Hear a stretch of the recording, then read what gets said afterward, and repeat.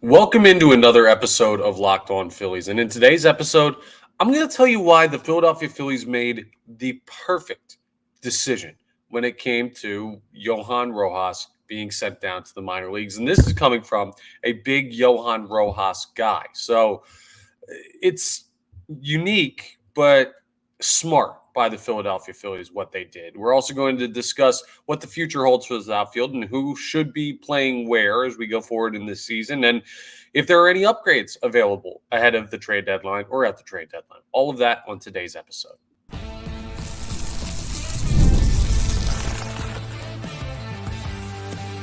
You are Locked On Phillies, your daily Philadelphia Phillies podcast. Part of the Locked On Podcast Network, your team every day. Yes, this is Locked On Phillies. I'm Connor Thomas, your host. Thank you so much for joining us today on the Locked On Podcast Network, your team every day. And please make sure, if you have not yet, you're rating and reviewing wherever you consume your podcast and subscribing to the YouTube. That's the number one way you can help us out. If you hit that subscribe button, if you're watching us on YouTube right now, or if you're not on YouTube right now, well, open up your YouTube app, go to Locked On Phillies, and hit that subscribe button, hit the bell button, and that gets you notifications when new episodes are posted. Today's episode is brought to you by Tax Network USA, and you got to check it out because Locked On Phillies, we know that it's never too late to resolve your tax issues with the IRS. Do not wait. Reduce your tax debt and get help from a team of licensed tax professionals. Call 1-800-549-1000 or visit tnusa.com/locked on.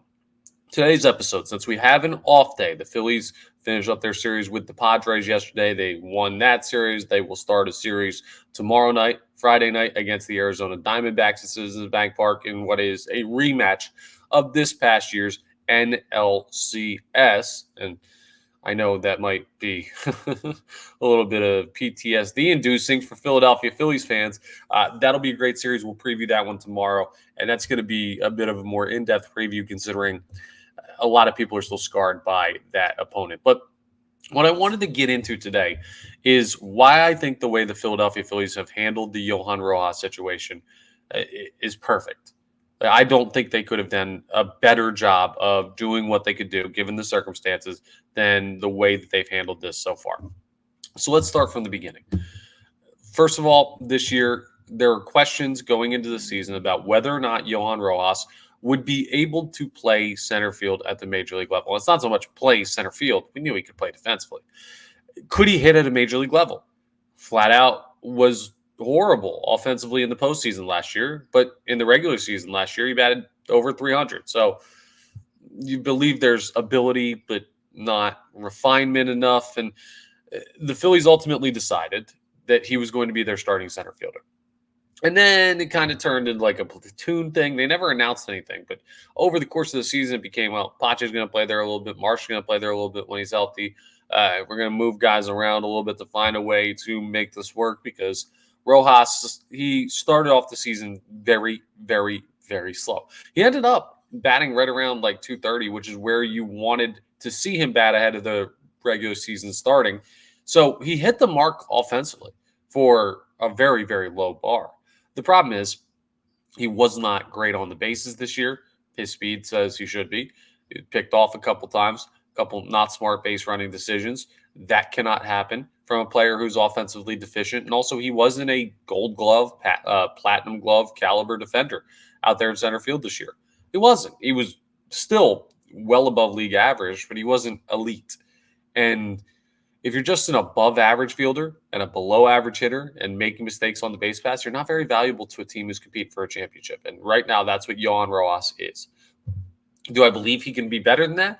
Absolutely. And that's what we're going to talk about next, is why this was the right way of handling it.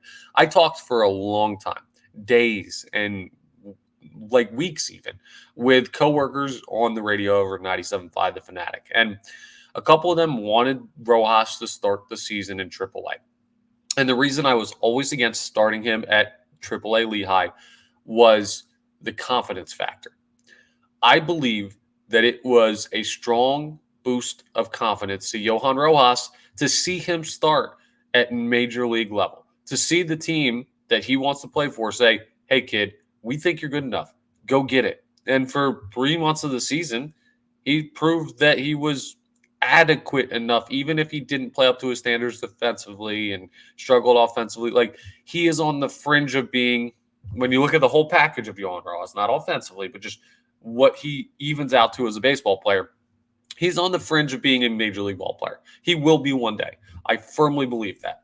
But he proved recently that he's not that now. And the other thing that got interesting is just where the roster's at, right? So let's fast forward to current day. We believe that Johan Rojas had a solid year compared to expectations so far. It was underwhelming in an area that was supposed to be a strength. And he started the year because I think this team believed in him, and it was good that they did that because he needed confidence. Okay, all of that exists. Now, why did they send him down? Part of it was simply a tricky roster situation. It was just like a weird, unique roster situation where Brandon Marsh was coming back, Trey Turner was coming back at the same time. You need to find roster spots for them. You have a guy in David Dahl who had been called up, who's had success at the major league level before. He was an all-star with the Rockies back in 2019, I believe. And you're looking at a guy that has looked like a professional depth player since he's been called up. You also had to have Rafael Marchand on the roster because with JT Realmuto going down, you need two catchers. You can't just be Garrett Stubbs. And I don't think Johan Rojas is going back there behind the dish anytime soon. So you couldn't send either of the catchers down. You didn't want to make any other changes to the infield because you didn't really have any guy in the infield that you're like, okay, well, we can send that guy down. The other big thing, of course, well, the number one big thing was options.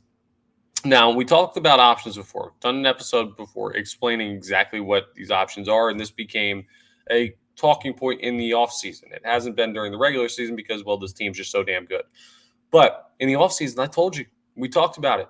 If you have minor league options, you're going to be valuable to the Philadelphia Phillies at the major league level because of optionality, your chance to be sent down and returned back to the major leagues without having to clear waivers. So let's look at it right now. If you're saying, well, the Phillies shouldn't have sent down Christian Pache, which you might have thought I came on the podcast and said today. I've defended this guy tooth and nail pretty much all year long. So you might expect, oh, well, Connor, big Rojas guy, is going to say it was stupid the Phillies sent him. No, this was really smart and probably their only option. David Dahl does not have any options. He cannot be sent down. He would have to clear waivers. Would David Dahl be picked up by another major league organization? Probably. Like, there are other teams that need outfielders. He has shown enough success at the major league level in the past. He's showing enough this year flashes for someone to take a flyer on him and just signing him through waivers, not trading for him, signing him. So, no, he can't go. Christian Pache, no options left. People would absolutely go pick up Christian Pache to be the same thing that Johan Rojas is for the Phillies. Elite defender, incredible speed, a little bit more polished as a prospect. He was a top prospect in the minors before coming up. Hasn't really panned out, but you take a chance on the potential. That's what the Phillies did. There are other teams in baseball that would do that. Castellanos isn't going anywhere. I know. We're not having the Castellanos conversation. I know how this place feels about him. He's not getting sent down. He might be traded, not this year, but like he might not be resigned, but he's not getting sent down ever. He's Nick Castellanos. Sorry. Brandon Marsh, no options. Can't send him down. Wouldn't anyway, because he's probably been your most overall productive outfielder. I know he made a rough play in the game yesterday where slid for a ball, didn't get to it, cost the Phillies a couple of runs, and ultimately the runs that cost him the game. Now, I don't blame that on him. I blame it on Sir Anthony Dominguez for loading the bases.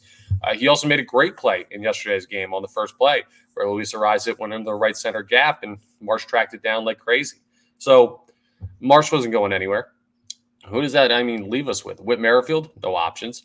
He was an all-star last year, a super utility man. He could start on a couple teams, even though he's not playing well right now. Some lesser teams in baseball would start Whit Merrifield at their positions. You can't get him through waivers. So I believe that covers every single outfielder on the team not having options, not being able to be sent down. And that leads to people being taken off your roster that you think could help you. I think David Dahl could potentially, in a world, help this team further down the road. I don't think it's most likely, but I think he's a very solid outfield depth piece. Is he as good as Jake Cave was last year? Yeah. And did the Phillies have Jake Cave on the roster through the NLCS? He made the last at bat of the game and last out of the of the series in the NLCS last year. So yeah, I'm not expecting them to do that with David Dahl, but he's going to be on the team and he's going to be contributing. Christian Pache can contribute defensively. Whit Merrifield is the veteran you brought in. You got to stick with him. Nick Castellanos is a starter. Brandon Marsh is going to be a starter.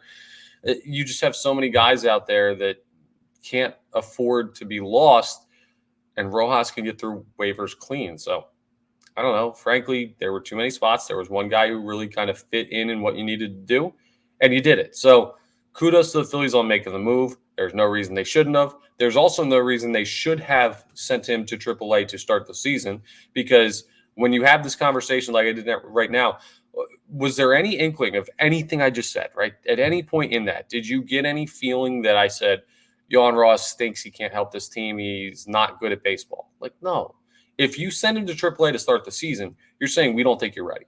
If you send him to AAA now, you say, okay, we've seen some good, we've seen some bad. Here's some things to work on. The reason you're going down is you have options and these other guys don't. And when you're ready, we will bring you back up. That's a lot more confidence-inducing to me than what you look at when you start a player in AAA who was on the Major League roster in the NLCS the year before. Just one man's opinion, but that's how I feel about the Johan Rojas move. It really makes sense to me. I feel very darn good about the way that the Philadelphia Phillies handled it. So we'll see if it plays out well. The Philadelphia Phillies have really handled a lot of situations well this year. So record says, not their win-loss record, but I guess you can look at that as well. But their track record for making these decisions say they should be just fine. Coming up next, we're going to talk about what the future holds for the outfield. Who should be playing where? Who should we expect to potentially be moved around? And what's going on at the trade deadline? Well, we'll discuss all of that as we continue today's episode of Locked On Phillies.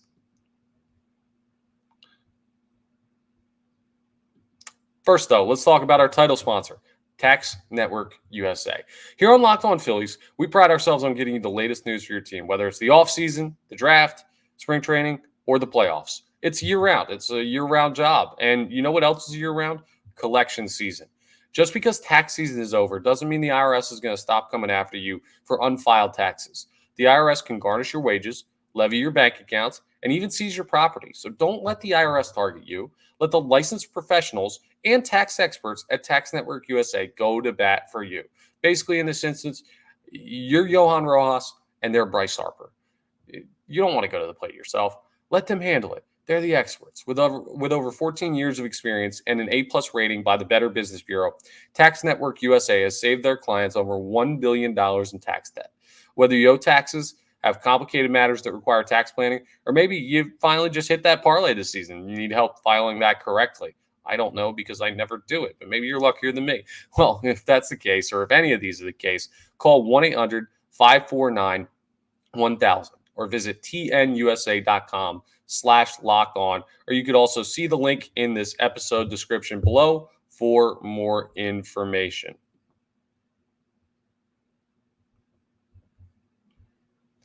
I also want to tell you about our friends over at Policy Genius. They got some great stuff for you on the insurance front, and a lot of life is unpredictable. A good life insurance plan gives your family a financial safety net to protect against some of the unknowns. Every day in life, there's a new challenge, a new issue, and you want to make sure you're protected against that. So insurance, it's a key thing to have, and Policy Genius is the country's leading online insurance marketplace. It makes choosing the right policy for your family easy and quick. With Policy Genius, you can find life insurance policies that start at just $292 per year for $1 million of coverage. So go ahead and check it out. I mean, some options are 100% online and let you avoid unnecessary medical exams. Policy Genius helps you easily compare different options from America's top insurers in just a few clicks. Their award-winning agents can even walk you through the process step by step. So that's how they find these great deals for you. They compare the stuff so you don't have to. You just get all of these options from them that they've compiled. It makes it so much easier, so much less daunting to find the right insurance. And maybe you're like, well, I already have work insurance. Well, your work life insurance policy may not offer enough protection for your family's needs. Even worse, it may not come with you if you leave your job or lose your job. And this economy right now, the way things are moving, not only do you need to save money, which they can help you with, but you need to be prepared to potentially have changes in the job market. Policy Genius helps you with all of this. So get peace of mind by finding the right life insurance with Policy Genius. Head to policygenius.com or click the link in the description to get your free life insurance quotes and see how much you could save. Again, that's policygenius.com. All right, let's get into a conversation about what's next for the outfield. What does the future hold for the Philadelphia Phillies in the outfield? I'm going to start by talking about what I think the best starting outfield looks like for the Philadelphia Phillies at this moment in time. And it's going to be kind of tough to put together because with how deficient the outfield has been production-wise this year, and trust me, the weakest part of this team, like this is why it had to be Rojas as well or someone from the outfield, they've flat out stunk this year in the outfield. It's miraculous that they have the record that they have with the lack of production from the outfield. So I'm going to be putting the other pieces that don't really fit. You ever done a jigsaw puzzle and you're like, I think that kind of goes there, and you're just starting to pound the table to try and make it fit in, and you know it doesn't, like deep down in your heart, but you just want to get this puzzle done, so you do it. That is the Philadelphia Phillies outfield right now. You can kind of make a picture, but it's not going to fit perfectly unless you massage it a little bit. So how do you make this work if you're Rob Thompson and Dave Dombrowski and the guys in charge of putting these guys in the right spot? There's no doubt in right field, Nick Castellanos is your guy. More so now than ever, Nick Castellanos should be playing every single game in right field because you need some stability out there. It's just every other spot in the outfield, well, the other two spots in the outfield, I don't want to talk about it like there's 17 spots to fill, but the other two spots in the outfield are going to be rotating probably on the daily. So to have a guy in right field that's the same guy every day, it's just one less thing for the manager to worry about. Castellanos has been playing better as of late. You still believe in the overall ceiling of Nick Castellanos? Let it ride. Let him play right field. That's just what's going to happen, whether you like it or not. Sorry, folks, if you're anti-Castellanos. Let's move on to center field, though, because center field's interesting. I hear this from so many people, right? Brandon Marsh is a platoon player, and that's how the Philadelphia Phillies see him right now. And those people aren't necessarily wrong, but I don't think he's locked into being a platoon player. I see, like, my gut feeling on Brandon Marsh is that is an everyday outfielder. That's how I've always felt about him. That's how I will feel about him until he proves me otherwise. And this year he has not proved me otherwise. He has a lot of upside offensively. He has significant upside defensively. And I think, speaking of confidence, you're looking at a guy that just doesn't have the amount of reps you need him to get yet.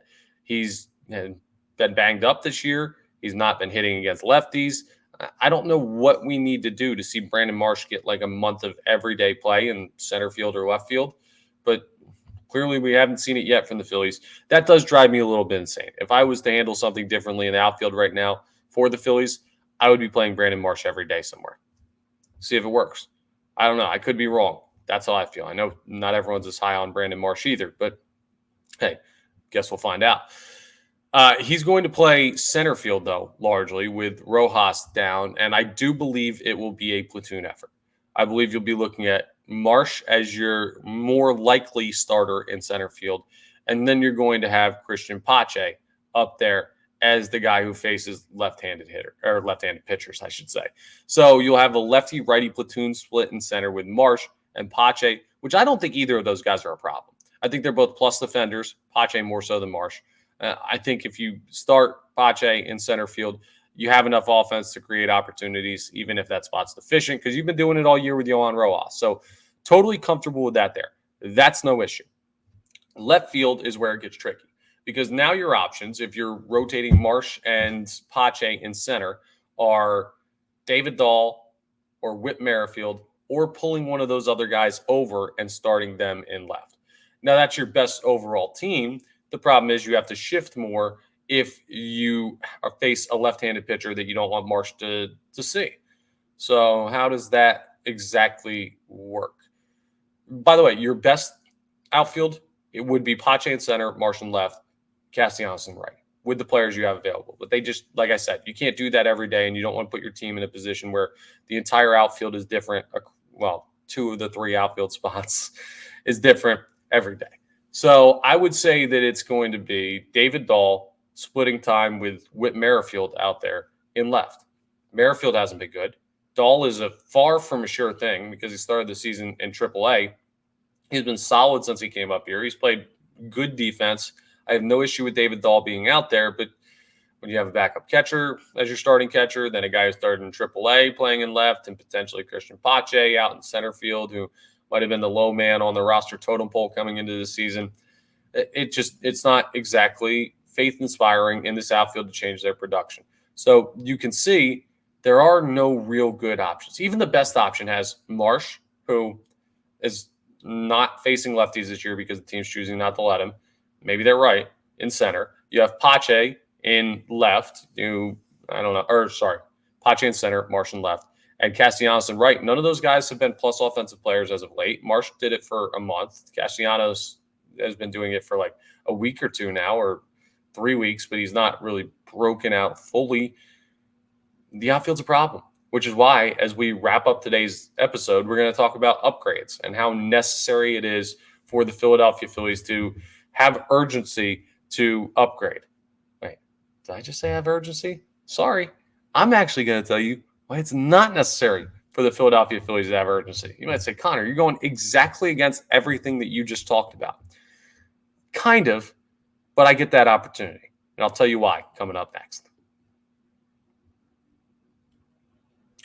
First, though, I want to tell you about our friends over at Stitch Fix. Okay, they're amazing. I can't tell you enough good things about Stitch Fix. I used them years ago. The reason I stopped was because everything they sent me was so good.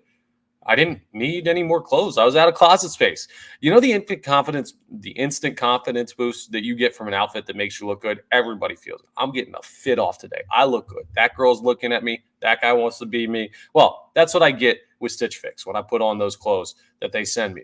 You can easily upgrade your wardrobe this year with a professional stylist that helps you find new on-trend favorites that'll work for you. What you do is you just go on to Stitch Fix and you give your stylist your size, your style, and budget preferences, and then you order boxes when you want and how you want. And there are no subscriptions required. You can order them like 1 week and then skip a week and all that stuff. And they send 5 just for me pieces, plus outfit recommendations and pro styling advice, so you know how to wear the stuff that you get. I keep what works. I send back the rest. It's so simple. And my stylist always sends just right pieces, and the fit is on point. Stitch Fix makes it all so easy. I don't like to shop. I don't have time to shop. I'm doing this. I'm doing morning radio. I can't wander around the store forever, but they get me stuff that fits me, and I don't have to go anywhere to do it. So, style that makes you feel as good as you look is just a couple clicks away. Now's the best time to get started at stitchfix.com/MLB and get $100 off. That's $25 off your first 4 fixes for a limited time only. That's stitchfix.com/MLB for $100 off. Again, stitchfix.com/MLB. Must redeem within 7 days of sign up. Offer does not include kit fixes.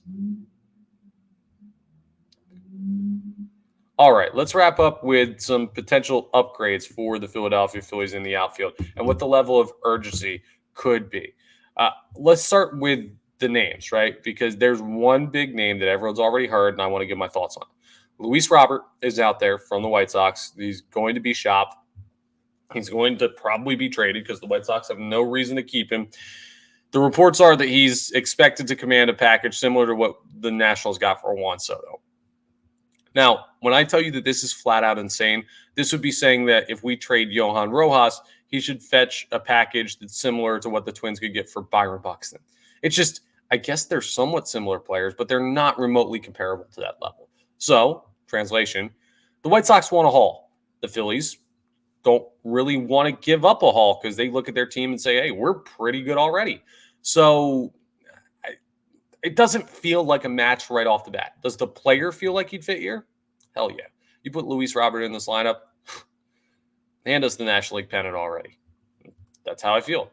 They're already good enough, and you add that to an outfield that's been deficient. Yeah, we're feeling pretty darn good about the Philadelphia Phillies. But I don't know how realistic it is.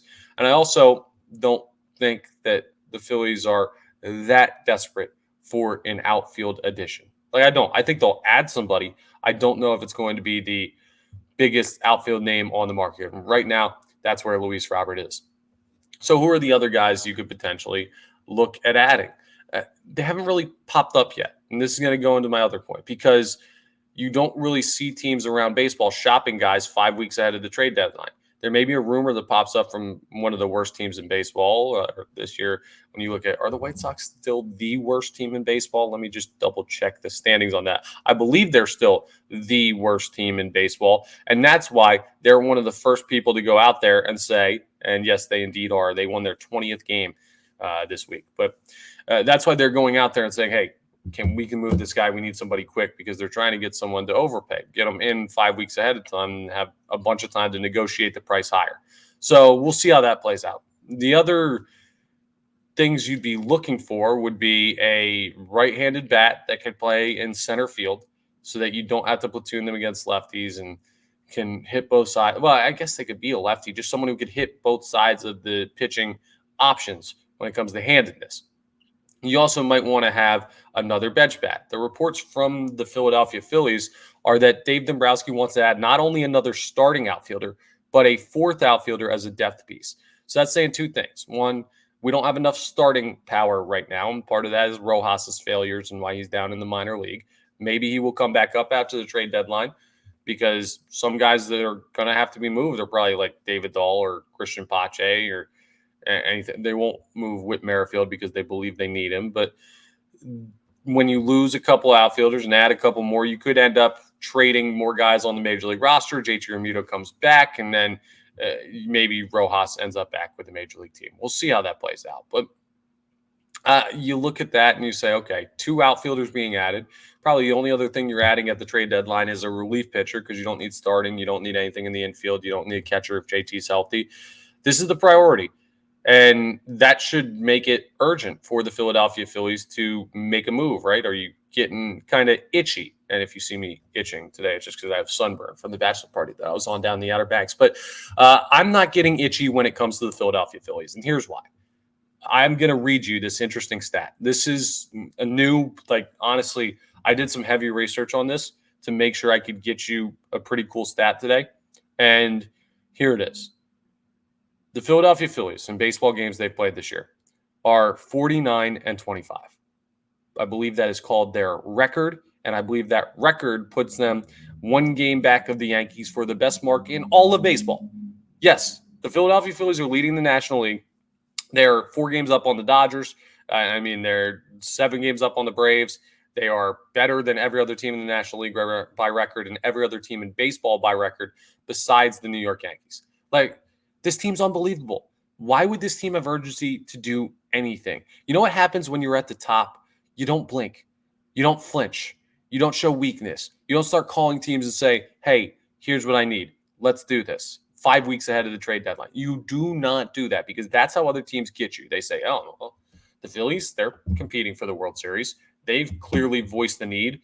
Let's see what we can steal from them, because they have a good organization with some solid prospects now. It's not the best farm system in baseball, but you have guys that I would hate to lose. Aiden Miller, Andrew Painter, Justin Crawford, guys like that you could need in the future, will need in the future, could see next year when it comes to Andrew Painter, depending on how Tommy John surgery recovery goes. You don't need to go all in. I want them to try and win, but you don't need to empty the coffers this year, because this team is probably already good enough. What you can't do is you can't sit on your hands at the deadline. I said earlier today on air, I'm not urgent now as far as the time frame. I think they're going to wait. I think they're going to let everything play out. The Phillies have the luxury of being able to call teams and say, or answer calls from teams and say, nah, we don't really need anything. We know our outfield hasn't been good, but look how much we win. So I guess call me back if you have a lower offer. And that's a powerful bargaining tactic. What I did say, though, also on air this morning at 97.5 The Fanatic on the radio, is if Dave Dombrowski does not add an outfielder or do everything in his power, because sometimes the market just doesn't break, but do everything in his power to add an outfielder this year, he should be walked out of that building at the end of the year, handed a pink slip. He is no longer president of baseball operations. And I love Dave Dombrowski. I'm not advocating for that. He's amazing. He's a future Hall of Famer. My point is, there's no way he could look at this roster and say, oh, we're good enough in the outfield, and not try and add. He sees all the things that we see, folks. He watches all the games. He sees it all in person. He knows what's going on with this team, and he's got a proven track record of fixing it. So have faith. not too antsy on the upgrades. They will come. One, maybe two. And could Rojas be back up at some point this season? Absolutely. So this is just a bit of a tumultuous spot when it comes to how the roster is being dealt with, and that's because of a couple injuries. The Phillies are just fine. The outfield might not be, but it will be. And that will come in a couple weeks. And until then, we just need to hold our nerve and not freak out too much about what they need to do roster-wise. That's all for today's episode. So thank you so much for checking us out. Again, you've listened to us on the Locked On Podcast Network, your team every day. And please make sure, once more, you're rating, reviewing, subscribing to the YouTube, all that great stuff that really helps us out. Tomorrow's episode is going to have a preview of the matchup with the Arizona Diamondbacks, the NLCS rematch. It's going to be a tough one to get through, but the Phillies are in a much better spot this year. So we'll talk through why they can not do what they did last offseason and why I think there's a really important lesson that we could learn from this series if things go the way I expect them to go. So we'll get into all of that tomorrow. But again, that's all for today's episode. So I'll talk to you next time on the next episode of Locked On Phillies.